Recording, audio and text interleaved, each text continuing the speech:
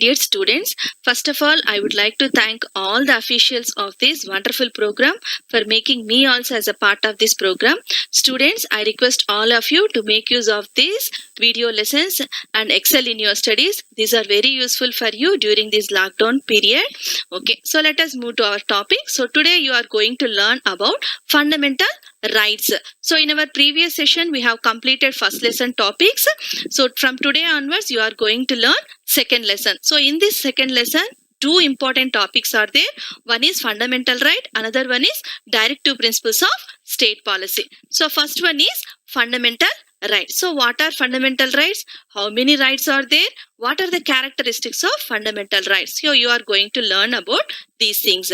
So our constitution consisting of 444 articles, 12 schedules and 25 parts. So these fundamental rights are incorporated in third part of our constitution from article 12 to 35. Okay, so these fundamental rights are very essential for leading happy and honorable life by the citizens. That means rights are very essential for all the citizens to lead a happy and honorable life in the society.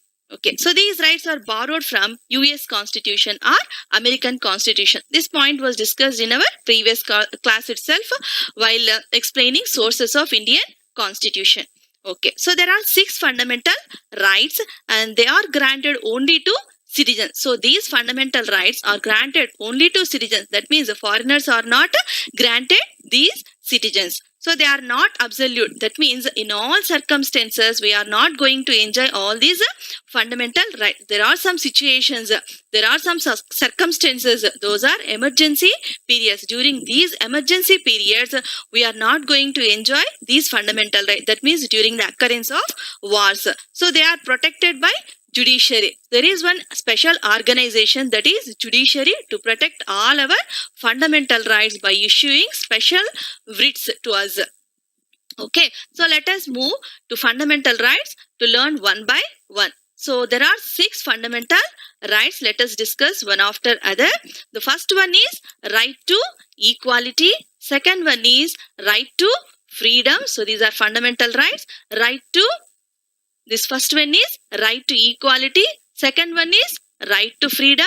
Third one is right against exploitation. Fourth one is right to freedom of religion. And fifth one is cultural and educational rights. And sixth one is right to constitutional remedies. The first right was right to equality. So these right is explained from Article 14 to 18. So what Article 14 says? So Article 14 says equality before law provides that the state shall not deny to any person equality before law or the equal protection of law within the territory of India. That means Article 14 is providing equal protection of law and also equality before law. So what is equality before law? So it is nothing but rule of law. All are equal before law, before courts, before legal procedures. So what is equal protection of law? So equal protection of law means equal treatment of all persons in similar conditions. So what Article 15 says? So Article 15 prohibits the discrimination. So where that means in providing government jobs, so between individuals on the basis of religion, race, gender, etc. It provides equal access to public places like hotels, shops, places of worship, etc. It also prohibits discrimination in public employment. That means during the provision of public employment, that means government jobs, no one is discriminated. All are given equal opportunities, and places of worship and also hotel shops will be also given equal opportunities to visit those places. Okay, so next one is Article 16. So what Article 16 says means equality of opportunity. So it guarantees equality of opportunity in matters of public employment, but this article is not an obstacle for allowing reservations to backward classes, SCs and STs. That means this article is also providing reservations to BC, SC and STs. So why? Because means these category people were discriminated from centuries ago. So that means that they are not provided educational facilities, and they were not given employment, and they were not given all kinds of opportunities. So that is why our constitution is concentrating, and our constitution is providing reservations to these categories for the development of those category people. Okay, so what does Article 17 says? So it says about the abolition of untouchability. So untouchability is a very bad practice that was practiced in our country. So according to this article, it abolishes. That means if anybody practices this untouchability, it will be considered as a crime, and he will be punished, or he will be put into imprisonment. Okay, next Article 18. So Article 18 abolishes titles. Titles were not accepted, or titles were not given to the people without the permission of the government. That means if government gives permission, we can take the titles. So that means by foreign countries, we should not receive any title, okay, without the permission of our central government. But our country itself is providing some titles to people of India. So those are Bharat Ratna, Padma Vibhushan, Padma Shri, Paramveer Chakra, Mahavir Chakra, like that. So those who excel in social, educational, military performances. Okay. So next, moving to the second fundamental right. So right to freedom. So this right to freedom was explained from Article 19 to Article 22. So what does Article 19 says? So Article 19 itself is providing 6 types of freedoms. What are those 6 freedoms? First one is freedom of speech and expression. Every Indian is having right to speak and right to express his opinion without fear. Okay, so next, the second one is freedom to assemble peacefully without arms. That means every Indian is having right, is having liberty to arrange meetings, either religious or political, but they should not use arms. They should conduct meetings peacefully. So the third freedom was freedom to form associations or unions. So every Indian is given permission to form associations or unions. That means students can form student associations, teachers can form teachers associations, trade people can form their trade unions, like that. Okay. Next one is freedom to move freely throughout the country, throughout the territory of India. So any citizen is having liberty to move any part of our country. That means if I am residing in Andhra Pradesh, I am having liberty, I am having freedom to move to Uttar Pradesh, to move to Kerala, to move to Tamil Nadu, like that. That means we are having freedom to move any part of our country. Okay, so next one is freedom to reside and settle in any part of the territory of India. So not only move, we can also settle there. So I am living in Andhra Pradesh at present. So in future, I can go and settle in Uttar Pradesh. That means for employment or for any other cause. That means we are having, as an Indian, we can settle anywhere in our country. Okay, so the last freedom was freedom to practice any profession or to carry on any occupation, trade or business. That is, as an Indian citizen, we are having freedom to occupy any occupation. So there is no need to follow our parents' occupation. If my father is a farmer, then there is no need to become me as a farmer. That means I can become teacher, I can become doctor, I can become engineer, I can follow some other profession or some other occupation. So that is its freedom. Okay, so coming to the Article 20. So what does Article 20 says? It protects in respect of conviction for offences. That means it is providing us not to arrest us without any reason. So that means any Indian citizen cannot be arrested without any reason. Okay, without any warrant. So that is about Article 20. What does Article 21 says? It is regarding right to life. So it protects protection of life and personal liberty. So no person can take away our life without the permission of law. So without the permission of court, only law can take away our life. So that is right to life. If any person take away the other person's life, it is a crime. It is punishable. Okay.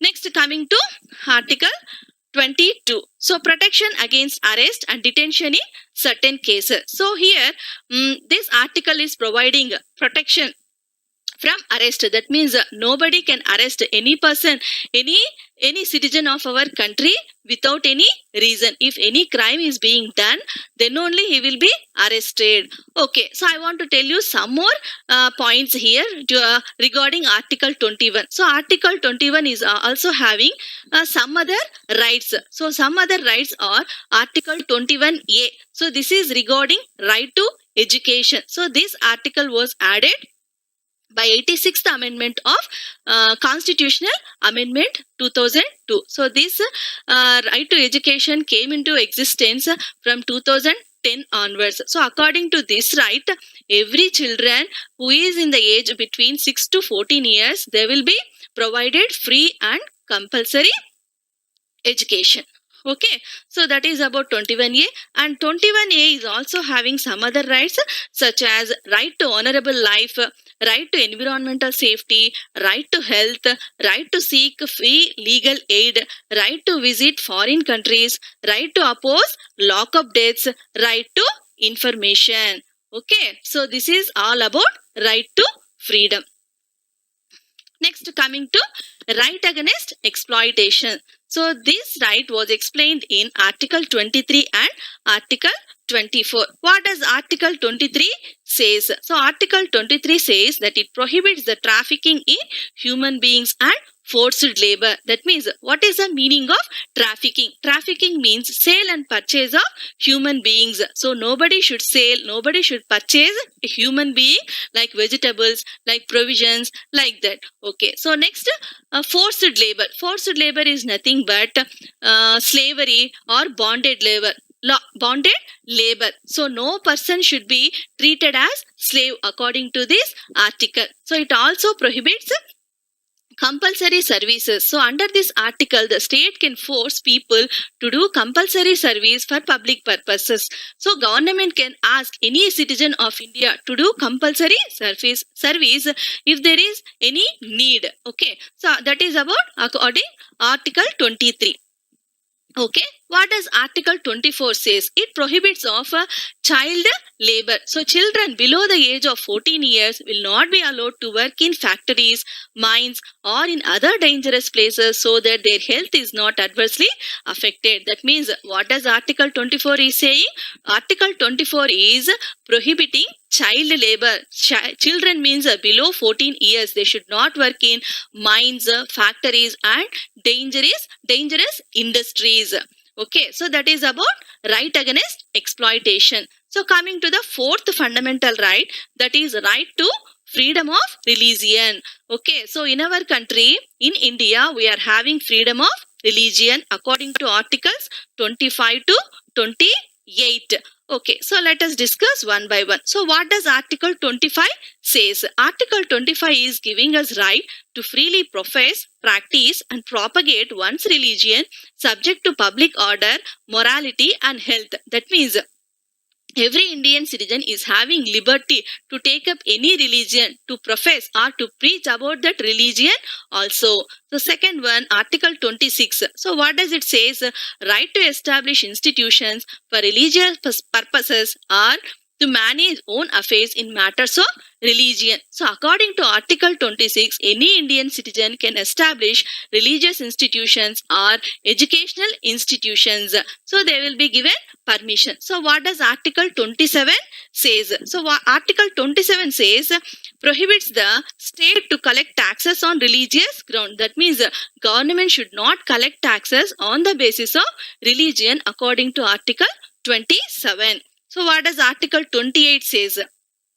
No religious instruction shall be provided in educational institution wholly maintained by state funds. That means the Article 26 is providing permission to establish religious or educational institutions, but Article 28 is restricting those educational institutions not to instruct or not to teach any religious instructions in those educational institutions. Why? Because means they are getting state funds, they are getting funds from the government. So that is why this condition. Okay, so that is about Article 28 and freedom of religion in our country. So let us move to another fundamental right. So that is cultural and educational right. So this right was explained in Article 29 and 30. So what does Article 29 and 30 are saying? Let us see. So what is Article 29 is saying?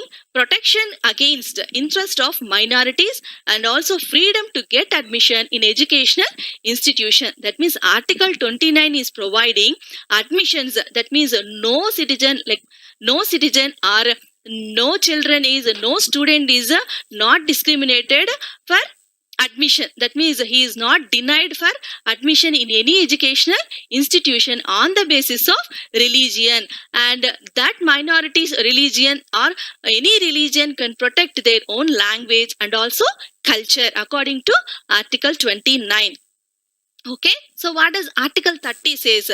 So Article 30 says that right to minorities to establish educational institutions, no discrimination while giving grants. That means according to Article 30, any Indian citizen can establish a religious institution or educational institution, and also they can get funds if they follow the rules and regulations of the government. That means the government is ready to give grants. That means grant in aid institutions. Okay, so educational institution will get grants from the state or grants from the government. Okay, so that means any official should not show any kind of discrimination while granting grants to those institutions. So that is according Article 30. Okay, so this is Supreme Court of India, and this is Article 32 of Indian Constitution. And this is the last and very important fundamental right. So that is right to constitutional remedies. This right was included in Article 32. So what does it mean? So the right to constitutional remedy was created as one of the main fundamental rights because the Constitution recognized the need to protect the rights of the citizens. That means Article 32 is providing right to constitutional remedies. So this was considered as a very important right. So that is why Dr. B.R. Ambedkar called this right as the soul of the Constitution. Why? Because means all the above five fundamental rights are being protected by this right, that is called right to constitutional remedy. So that is why it is very important. So next, in case of any one of the fundamental rights being deprived or denied to the resident of the country, the individual or the party has a right to present their case in a court. That means if any individual or any Indian citizen is not able to enjoy his fundamental right, then he can directly move to the court. That means either Supreme Court or High Court to get protection or to safeguard his fundamental right. So next, in this case, the court has the flexibility to assign writs to the public in the form of habeas corpus, mandamus, prohibition, quo warranto, and certiorari. In the case of a national emergency, the government has the flexibility to append the right of the citizen. That means these courts are having authority to protect the rights of the citizens. Okay, fundamental rights of the citizens. How can they protect? By issuing special writs. Those are called habeas corpus, mandamus, prohibition, quo warranto, and certiorari. Okay, according to Article 32, Indian citizens can stand up and fight for their fundamental rights if they are breached. Okay, so breached means violated. So if any fundamental right is violated, then we can approach to Supreme Court or High Court for their implementation. Okay, I will tell you about these writs. Okay, so Article 32 is providing right to constitutional remedies to Supreme Court. Okay, Article 226 is providing authority to High Courts to issue the writs. Okay, so that means Supreme Court is getting right to issue through Article 32 and High Courts are getting through Article 226. These 5 writs are explained here and we can see here in this slide. Okay, so these are the 5 writs which were issued by Supreme Court and High Courts to protect fundamental rights. So what does habeas corpus mean? So habeas corpus is a Latin word and it means to have the body of, that means if a person is arrested, he should be submitted or he should be provided before court or before a magistrate, before a judge within 24 hours. So if it is not done, so then the court is having authority to issue this kind of writ, that is habeas corpus. Okay, so that is habeas corpus. So next, coming to mandamus. So mandamus is issued by Supreme Court or High Court whenever a public official or a public employee is not doing his duty perfectly. So if he is not doing his duty, then court will issue mandamus to that person. That means a private official or a private employee cannot get this kind of writ. Okay, so only public officials will be issued these writ. Okay, next one is certiorari and prohibition. So these two writs are related to courts itself. That means higher courts, that means Supreme Court and high courts will issue certiorari and prohibition to lower court. That means to district level courts to transfer those cases.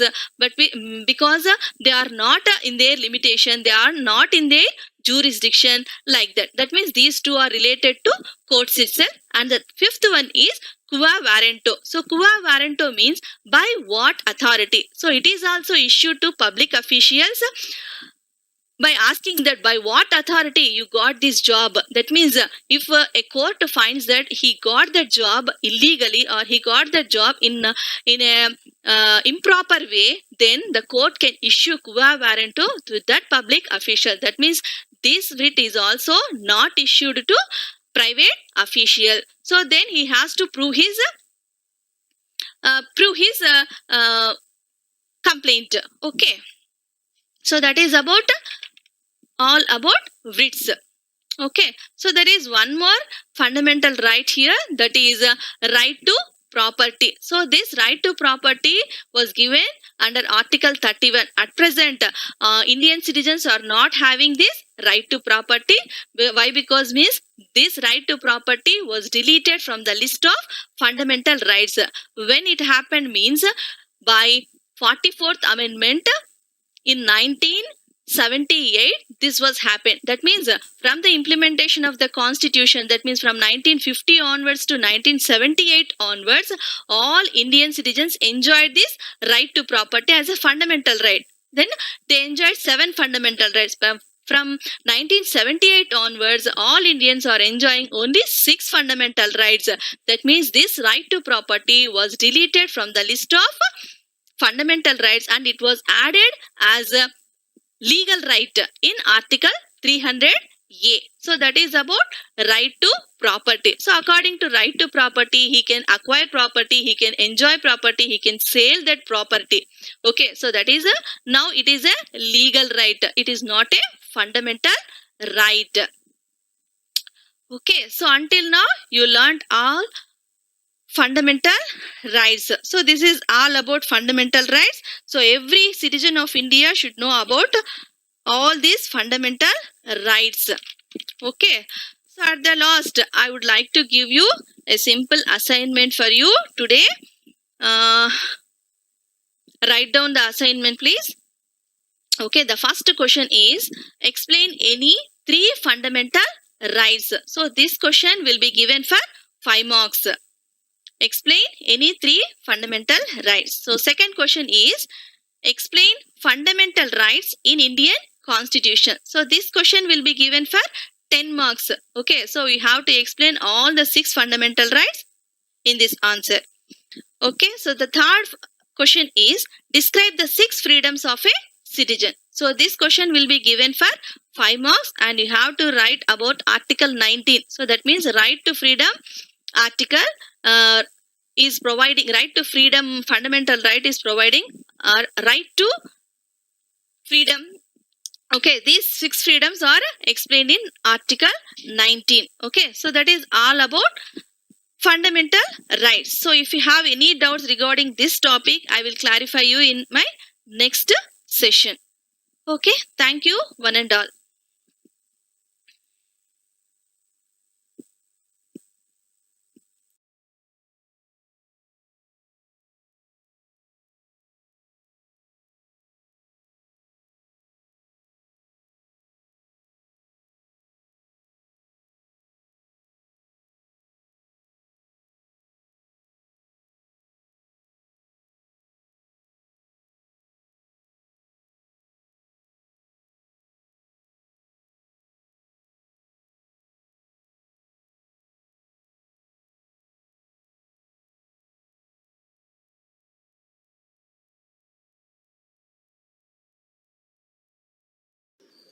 Good morning, dear students.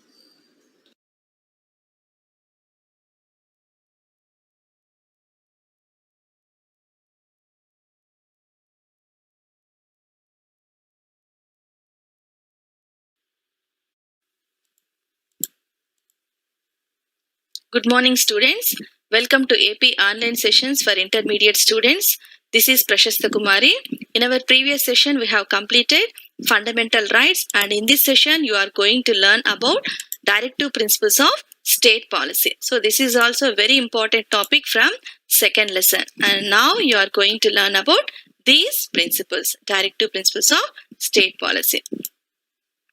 Okay, so what is the origin of the directive principles? So these directive principles was borrowed from Irish Constitution. So while discussing sources of Indian Constitution, we have told that these directive principles are borrowed from Irish Constitution. So that is the origin of directive principles. Next, coming to the characteristics of directive principles. So these aim to create social and economic conditions under which the citizens can lead a good life. That means these principles are going to provide a good life to the citizens. That means a better life. That means their economic status and their standard of living will be improved because of these principles. Next, establish social and economic democracy through a welfare state. That means these principles are providing us a welfare state. That means we are enjoying democracy in political terms. That means after getting right to vote, we are participating in elections and we are electing our rulers or we are electing our representatives. But whereas these principles are providing us social democracy, that means in terms of society, that means they are providing social democracy means social equality, income inequalities will be reduced, economic equality, that means are provided. Okay, so next, they act as a yardstick in the hands of the people to measure the performance of the government. That means these principles are measurement rods to measure the performance of the government. That means whether these governments are providing good administration or welfare administration or not. Next, the principles are non-justiciable rights of the people. That means for the implementation of directive principles, we can't approach courts like fundamental rights. That means they are optional, purely not compulsory. Next, directive principles, though not justiciable, are fundamental in the governance of the country. So, though they are not justiciable, though they are not compulsory, they are very important for the governance of the country. That means governments depend on these principles for providing better government to their people. Okay, so these directive principles of state policy was incorporated in Part 4 of the Constitution. Okay, so from Article 36 to 51, and these were borrowed from Irish Constitution. And these principles are novel features of the Indian Constitution. So Dr. B.R. Ambedkar described these principles as novel features. Novel means very new feature in our Constitution. Next, these directive principles and fundamental rights can be called as the soul of the Constitution. That means very, very important principles in our Constitution. Next, they can also be called as conscience of the Constitution by Granville Austin. That means they will discriminate which is good and which is bad. That means they will always provide good government, good and welfare government to the people of our country. Okay, so these directive principles are classified into 3 types. So one is socialistic principles, second one is Gandhian, and third one is liberal intellectual principles, and these were incorporated in Part 4 of the Constitution from Article 36 to 51. Okay, so this is the classification of directive principles of state policy. Okay, under socialistic principles, Article 38, 39, 39A, 41, 42, 43, 43A and 47 were added. Under Gandhian principles, Article 40, 43, 43B, 46, 47 and 48 were added. Under liberal principles, Articles 44, 45, 48, 48A, 49, 50 and 51 were added. So this is the classification of directive principles of state policy. Let us discuss one by one. First one is socialistic principles. Okay, so under socialistic principles, the first article was Article 38. So what Article 38 is providing means it promotes the welfare of the people and minimize the inequalities in income, status, facilities and opportunity. That means it is reducing, Article 38 is helping to reduce inequalities of income. So in our country, all the people are not equally in terms of income. Some people are rich, some people are middle class and some people are poor. That means there are income inequalities in our country. But this article provides us income to reduce income inequalities in our country. Okay, so next Article 39. So what Article 39 is giving means?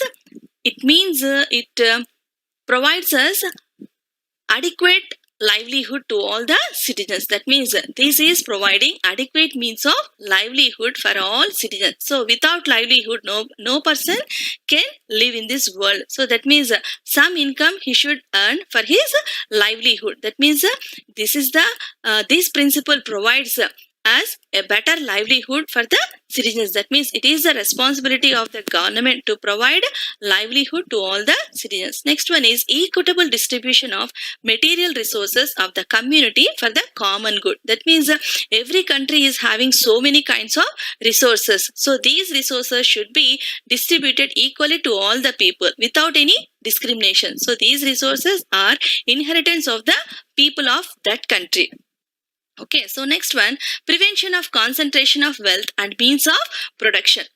Okay, so this principle is also promising as prevention of concentration of wealth. So wealth is concentrated in some people. That means wealth equal distribution is not done in our country. Next, means of production. That means the factors of production. So factors of production are land, labor, capital and organization. That means these four factors of production should be in the hands of government. That means they should be under the control of the government, not in the private persons, according to this article.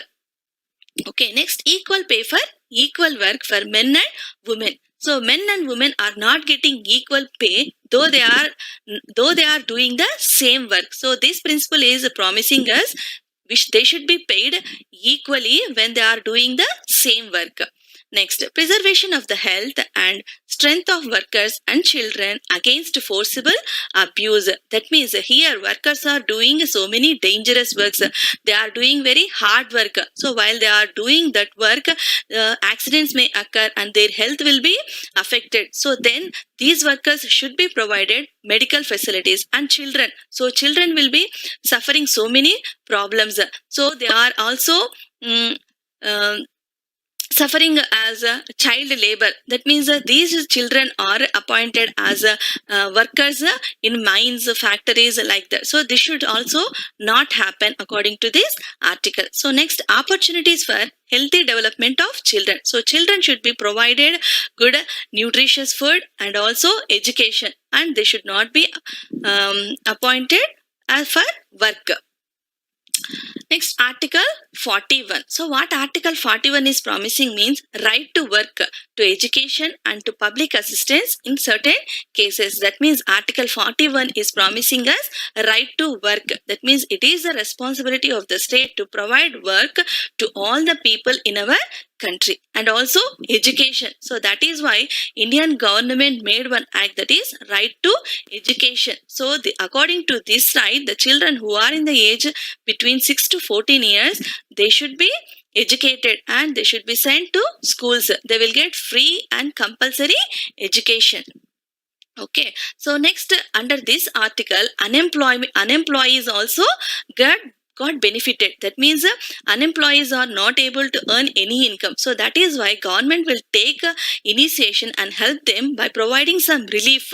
Okay, so next, old age people. So people who worked in organized sector or government sector, they will get pensions. But whereas 92% of the people in our country are working in unorganized sector, that means at their old age they may not get pensions. That is why government is providing old age pensions to those people for their assistance. Okay, next, sickness and disabled. So these sick people and disabled or physically handicapped people are also getting benefited by the government. That means government is providing help to their medical facilities and also pensions to them. Okay. So next, under Article 42, provision for just and human conditions of work and maternity relief. That is the main intention of this article. That means women are getting benefited by this article. So women are getting maternity relief, and that means working women will get benefited by this maternity relief. So that means they will get salary during this period. Okay, so next, Article 43. So what Article 43 is promising means the state shall endeavor to secure by suitable legislation or economic organization or in any other way to all workers, agricultural, industrial or otherwise work, a living wage, conditions of work, ensuring a decent standard of life and full enjoyment of leisure and social and cultural opportunities, and in particular the state shall endeavor to promote cottage industries on an individual or cooperative basis in rural areas. What Article 43 is providing means decent standard of living. That means this article provides a respectable life to all the citizens in our country, and it also providing leisure. So every day we can't work. So after working 6 days, we are getting one holiday. That means Sunday is holiday. From Monday to Saturday, we will work, and at Sundays we are getting rest. That means leisure is provided to all the workers. And this article is also promoting cottage industries. Okay, so cottage industries means small scale industries, and they were developed in rural areas.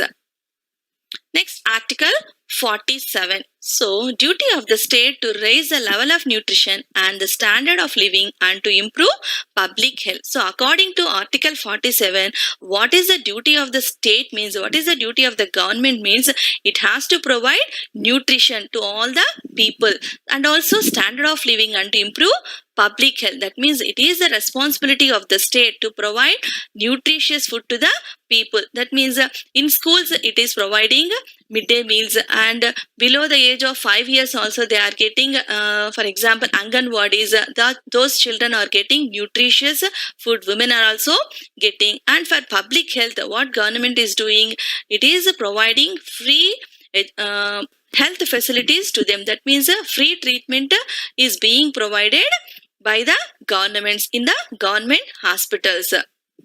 Okay, so next, it is also controlling intoxicating drinks and of drugs which are injurious to health. That means it is the responsibility of the governments to control intoxicating, that means poisonous drinks and also drugs to the people. That means they are very injurious, they are very dangerous for the health of the people. So that is why government will restrict those products. Okay, coming to the second type of directive principles, those are liberal and intellectual principles. So under liberal and intellectual principles, Article 44 provides us uniform civil code for the citizen. So here in our country, we are having two types of codes. So one is Hindu civil code and another one is Muslim civil code. So in our country, there are people who belongs to many religions. So that is why our government or Indian government is not following this principle. That means uniform civil code. So throughout the country, we can't follow only one civil code. Next, Article 45. So it provides provision for early childhood care and education to children below the age of 6 years. That means this article is providing right to education. So that is why Indian government made this act in the year 2009 and it came into force from 2010 onwards. Okay. So next, Article 48. So what Article 48 is promising means organization of agriculture and animal husbandry. That means agriculture and animal husbandry should be done on the basis of modern and using scientific technology. That means they will improve the productivity of the agricultural products. Okay, so next Article 48A. So it provides protection and improvement of environment and safeguarding of forest and wildlife. So this was added through 42nd Constitutional Amendment. What it promises means it is the responsibility of the state or government to improve the environment and also to safeguard the forest and wildlife in our country. Next, Article 49. So, what does it promise? Protection of monuments and places and objects of national importance. So, it is the responsibility of the state to protect the monuments. So, what are monuments? The buildings or constructions which are having national importance or historical importance, like Qutub Minar, Char Minar, and like that. Okay, so next Article 50. So what Article 50 is promising? Separation of judiciary from executive. So in our country, separation of powers was followed. So there are three organs in the government. One is legislature, second one is executive, and third one is judiciary. So what Article 50 is promising means separation of judiciary from executive. That means judiciary is having connection with executive. In what way means? The judiciary means Supreme Court and High Courts. Okay, the judges of Supreme Court and High Courts were being appointed by executive. So that is why they depend on executive. But this article is saying that there is no need to depend, and they can act independently, and they need not depend on executive. Okay, so what does Article 51 says here? Promotion of international peace and security. That means international peace means we have to maintain good relations with our neighboring countries. If any disputes arises, then we have to solve the dispute in a peaceful manner by arranging discussions, negotiations, or through arbitration. And we should also safeguard our borders. Okay, so if any country invades, we have to protect our people, our country, our territory. Okay, so that is all about liberal and intellectual principles. Okay, coming to the Gandhian principles. So these are the Gandhian principles from Article 40 to 48. So what does Article 40 says? So Article 40 is promising us organization of village panchayat. So Gandhiji is having very good passion towards these village panchayats, because villages are the basic units of the country. If villages are developed, then automatically country will be developed. So that is why Gandhiji proposed for village panchayat. So that is why our country made this principle as an act through 73rd and 74th amendments, and now in our country these village panchayats are in practice.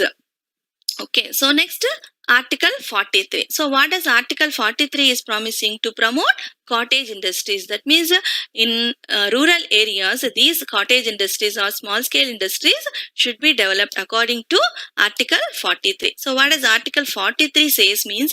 To promote cooperative societies to solve the problems of rural areas and these cottage industries, agricultural products, like that. Next, Article 46.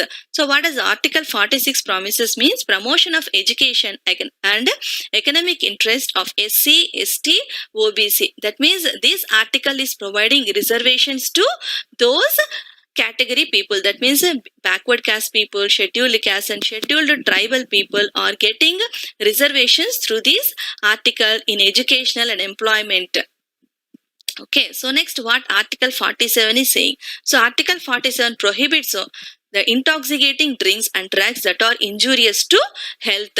That means it is a responsibility of the state to control the flow of intoxicating or poisonous drinks and drugs to the people. That means they should not be allowed in a big way. Okay, so next, slaughter of cows and other milk, etc. So Article 48 is saying that slaughter of cows and other milk will be prohibited. That means cows should not be killed and milk giving animals should not be killed according to this article. So these are the Gandhian principles.